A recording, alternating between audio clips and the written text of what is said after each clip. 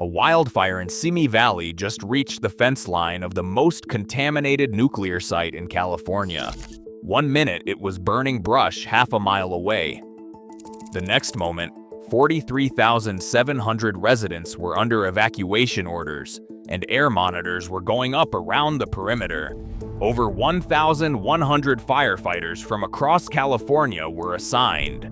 Radiation and hazmat teams were deployed. The fire has burned 2,215 acres, and it is still not fully contained. The same site burned in 2018. A peer-reviewed study later found radioactive particles 9 miles away. The same contamination that should have been gone by 2017. The legally binding deadline Boeing, NASA, and the Department of Energy all signed is still in the ground today, waiting for a fire to carry it downwind. At sunrise, the Sandy Fire had already forced more than 43,700 people from their homes in Simi Valley and the western San Fernando Valley. Emergency maps drew hard lines across neighborhoods, splitting families and choking roads with traffic. In less than 24 hours, flames swept through 2,215 acres of brush and hillside, an area nearly the size of downtown Los Angeles. The perimeter crept to within a few hundred feet of the Santa Susana Field Laboratory fence, where radioactive waste and toxic chemicals still linger in the soil. The scale of the response matched the threat. Over 1,100 firefighters, including hazmat and radiation teams, were deployed from across California.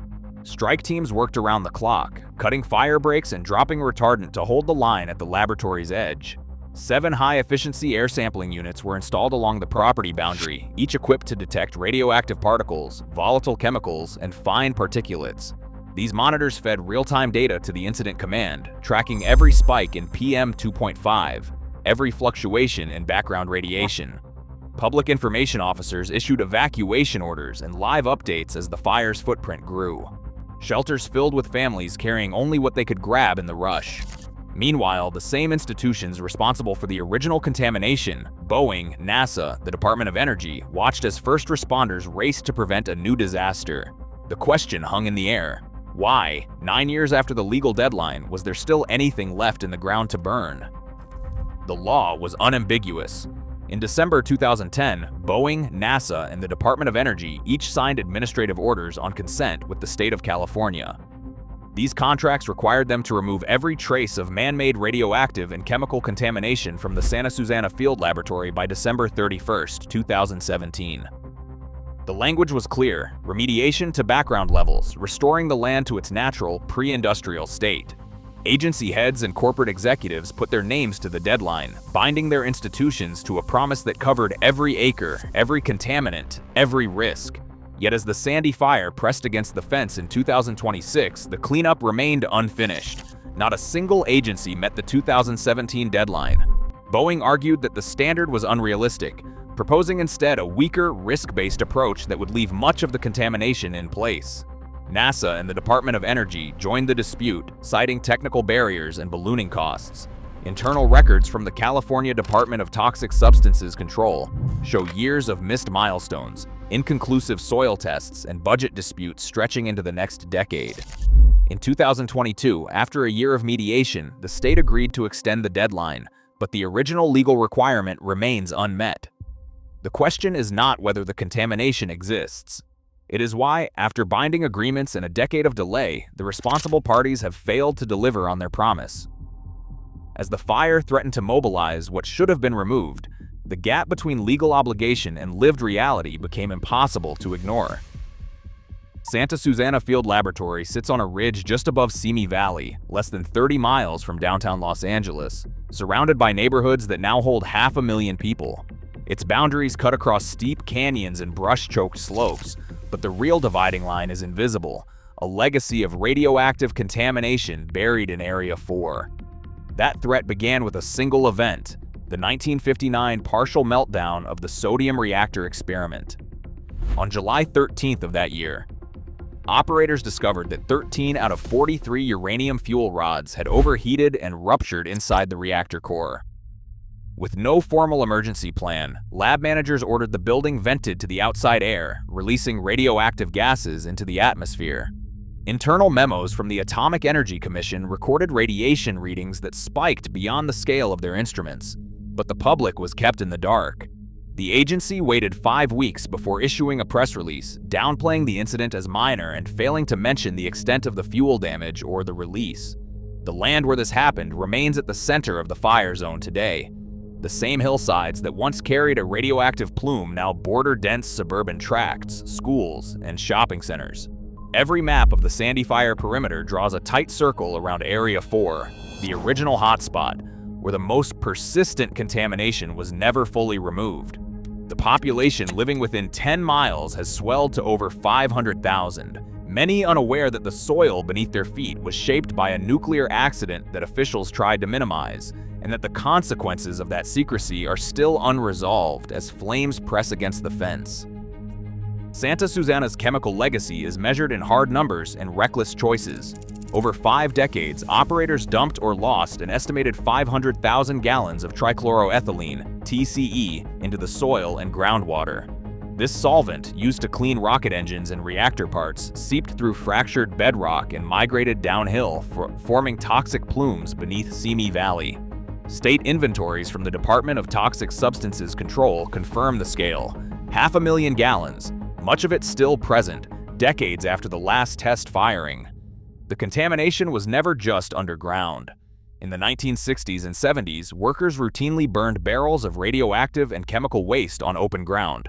Some drums were even shot open and set alight, sending plumes of fine, contaminated ash drifting across the hills. These practices, documented in internal memos and later state reports, left a chemical fingerprint in the soil and vegetation, one that wildfire can mobilize in a matter of hours. The science is now undeniable. After the Woolsey Fire swept through Santa Susana in 2018, a peer-reviewed study from Worcester Polytechnic Institute analyzed 360 samples from 150 homes downwind. The results were clear. Radioactive particles were detected in 3% of samples, with the most contaminated site showing cesium-137 at 19 times the normal background. The authors traced those particles directly to the field lab, confirming that fire-driven ash and smoke can carry contamination miles from the source. Official statements from state agencies initially denied any off-site release, but the data told a different story.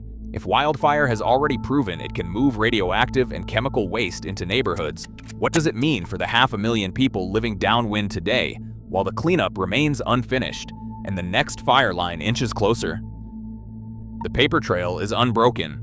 In 2007, the California Department of Toxic Substances Control signed a consent order with Boeing, NASA, and the Department of Energy, launching a cleanup process that was supposed to remove all man-made contaminants from the Santa Susana Field Laboratory. In 2010, the administrative orders on consent sharpened the terms. Remediation to background levels, with every responsible agency pledging to finish the job by December 31, 2017. The language left no room for shortcuts. Background meant restoring the soil to its natural pre-industrial state. Yet, by 2022, official settlement documents show that the deadline had slipped, and the state agreed to extend the timeline after years of mediation. The numbers tell the story of the shortfall. In 2024, contractor reports documented the removal of just over 6,000 cubic yards of contaminated soil, barely a fraction of what independent experts say is needed to reach the original standard. The legal framework remains in place, but the gap between what was signed and what was done is measured in thousands of cubic yards still buried on the hill. The paper record leaves no doubt about the promises made or the failure to deliver. Melissa Bumstead's world shifted in 2015 when her daughter was diagnosed with leukemia. The shock sent her searching for answers in the soil and air of West Hills. She uncovered the legacy of the Santa Susana Field Laboratory, radioactive releases, chemical dumping, and a cleanup deadline that had quietly slipped past her daughter's birth year. As the Sandy Fire crept toward the contaminated ridge, Melissa tracked air monitor logs in real time. The official readings showed background gamma radiation, even as PM 2.5 levels spiked above safety limits. Ventura County and Department of Energy monitors recorded every shift, but the numbers left questions. After the Woolsey Fire, Melissa learned that agency reassurances could unravel under independent review. Chain of custody logs and community sampling had once revealed gaps officials would not acknowledge. Now, as flames threatened again, Melissa and parents against Santa Susana Field Lab demanded raw monitor files, custody forms, and independent lab results be made public. Enforcement powers mean little if data are hidden and standards quietly lowered. Melissa's voice remains. Why must families fight for information promised years ago? Today, radioactive waste still sits above Los Angeles, 9 years past Boeing's legal cleanup deadline. Peer-reviewed fallout traces, not government press releases, now define risk for 150,000 residents downwind. If fire keeps coming, and it will, who finally stands between proven contamination and the air we all breathe? Share your perspective below.